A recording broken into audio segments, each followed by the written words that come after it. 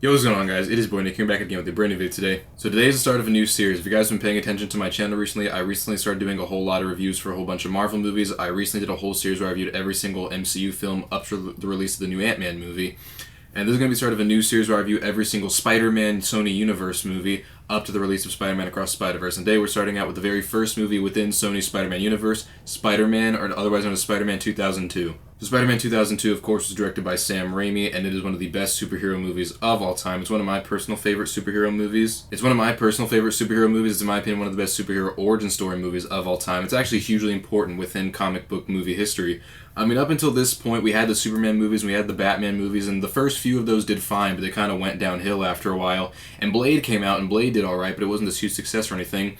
And the only real huge superhero movie we had before Spider-Man within this current century was the first X-Men movie, but it was Spider-Man that really showed that we could do comic book movies and have them be real and serious and have conflict and characters that you actually really care about a whole lot. And this movie actually set a record. It was actually the first movie ever to surpass over $100 million at the box office in just its opening weekend. I mean, that's a huge accomplishment.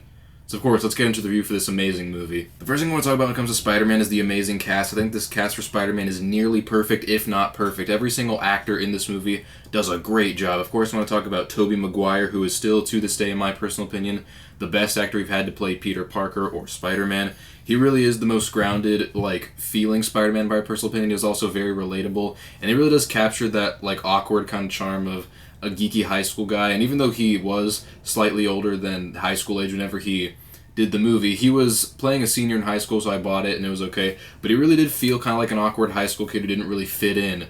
And Tobey Maguire plays him brilliantly, and he plays the conflict of Peter Parker and Spider-Man so well. Of course, I want to talk about arguably the best performance in this movie, which is Willem Dafoe as Norman Osborn, or as the Green Goblin. This is hands down one of the best comic book movie villains of all time, and in my personal opinion, no actor has played the Green Goblin better than Willem Dafoe. I mean, James Franco did a pretty good job playing New Goblin in Spider-Man 3, which we'll talk about in the future, and Dane DeHaan is in The Amazing Spider-Man 2. I'll talk about that another time, because now's not the time to talk about that. But to this day, Willem Dafoe's performance is absolutely brilliant. He captured the scariness of the Goblin phenomenally, so perfectly well in my personal opinion, but he also did such a good job at playing that conflicting thing of he's scared of what he's going to become while also being that thing he's scared of. And I don't think anyone could have done it better than Willem Dafoe. And he actually wanted to do this movie and kept pestering Raimi because he really wanted to play the character so well. It wasn't just because he wanted money or anything. And you can really feel it. Willem Dafoe gave one of the best villain performances of all time as the Green Goblin. James Franco is also very good as Harry Osborn. I think he does a really good job at playing the son of Norman. And it's kind of interesting because their father-son dynamic is kind of strained, as you can tell. But you can tell that, Harry's lived a hard life and he's having a hard time. I think James Franco captures that inner turmoil very well. And I think also the way that he acts with Tobey Maguire as well as Kirsten Dunst is very well done. I think James Franco did a great job playing this role. Kirsten Dunst is also quite good as Mary Jane in my opinion. I know some people like to give her some criticism because her character's, I guess, somewhat of a damsel in distress, and I guess I kind of understand that, but the actual performance itself is quite good.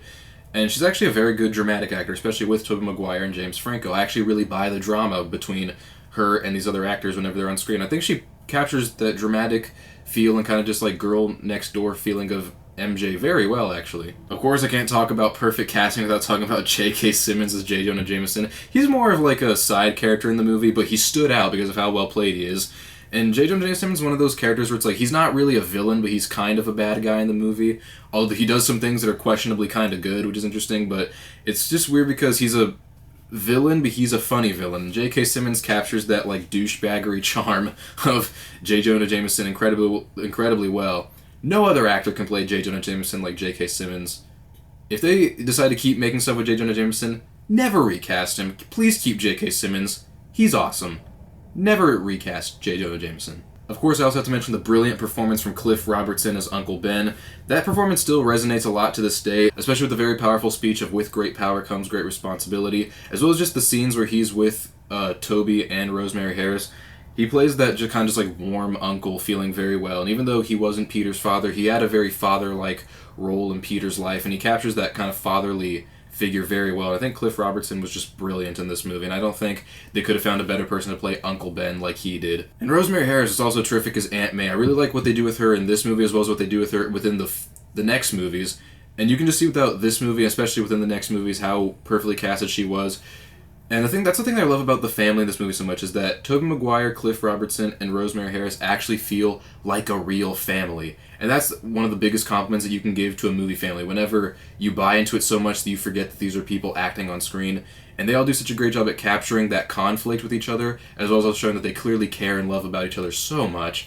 And it's brilliantly done in this movie, and they do it even better, in my opinion, within the next movies, and then we'll talk about those in the future. I also wrote down that there's real conflict portrayed so well in this movie, despite the fact that this movie has somewhat of a happy feeling. If you guys notice, sometimes superhero movies can be kind of a little bit more serious and dark, and that's totally fine. I like a handful of those movies, but I also kind of like these movies that are a lot more just have this kind of happy feeling, where even if it's not a perfect world, because no world is perfect, it kind of has a happy feeling. It kind of just brings you some comfort, brings you some warmth. You can always watch it and have a genuinely positive feeling while watching it, but they also do a great job at capturing the conflict of these characters. They actually feel like things matter, there's risks, there's stakes, and it's portrayed brilliantly. And this movie also isn't scared to be emotional. Although it is a very happy movie and it's not scared to be happy, it also has its dark moments, its intense moments. It's not scared to be dark either. And that's always one of the biggest compliments you can give a movie, in my opinion, is that if it has a genuine overall feeling of a movie, but it's also not afraid to do these other things.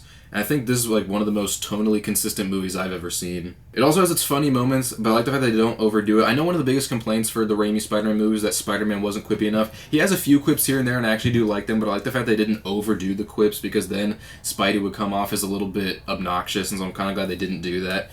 And I like the fact that, like, this movie does have its fun moments and its funny moments, but it doesn't overdo it. And I think that's, like, a big compliment I can give it. This movie's over 20 years old now, and I was looking at the effects when I was watching it last night, and so many of the practical effects still hold up very well to this day. Of course, CGI is great, and, like, CG has its place, but whenever you have a movie with this many practical effects in it, and capture them as brilliantly as Raimi did with the camera, you have to look back and be like, these are gonna just look amazing forever. That's one of the things about Spider-Man that makes it so timeless, is that there's so many brilliantly practical effects scenes that were so brilliantly shot that, like, in the future, no matter how many years in the future it is, you can't watch it and say, that doesn't look convincing. It still looks really great. So many of the scenes I really love. I love the actual in-camera shots so much of the time, and how intense it actually feels, and I just think it's going to look amazing forever. And I also want to talk about how the movie feels intense at times. This movie does actually feel like there's stakes at times. I mean, the whole wrestling scene, I actually kind of felt worried for Peter about whether or not Peter was going to make it out of there injured or not.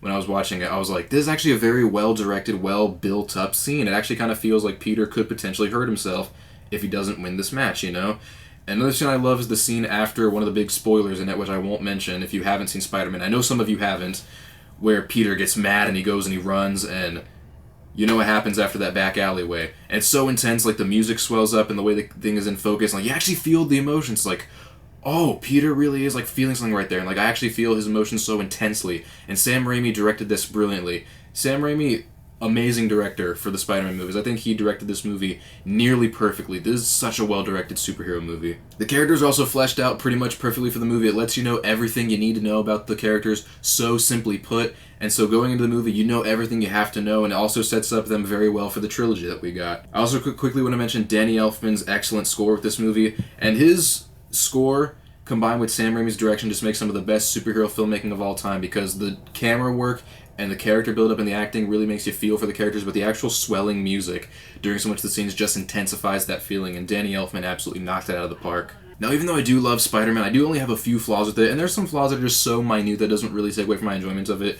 This one scene during the New York attack where Green Goblin uses a bomb, and it kind of just vaporizes them and they disintegrate into skeletons. I don't have any necessarily issues with this scene. I kind of just want to know how this works, because like the science in Spider-Man actually kind of makes sense if you think about it. They explain how Goblin became Goblin, how Spider-Man became Spider-Man, but the science all kind of balances out. It's like, okay, I understand that, that makes sense.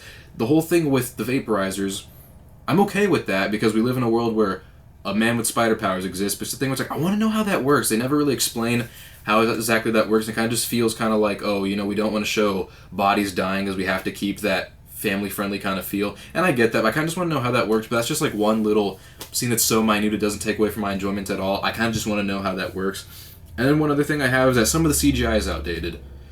And like, it's not so much the CGI is bad, but there's just a couple scenes where it's like, yeah, I can tell you're a generated image on a screen, and it doesn't hold up as well as maybe it did back then, but those are just a few scenes, and because the practical effects when they're there are so well done, I can overlook it. It's really like, these are the only flaws I have with the movie that's so minute it doesn't even matter. In the end, Spider-Man 2002 is one of my favorite superhero movies of all time. I think it's still in my top 3 Spider-Man movies of all time. It's still like one of the best superhero origin story movies of all time. It still holds up so well after over 20 years.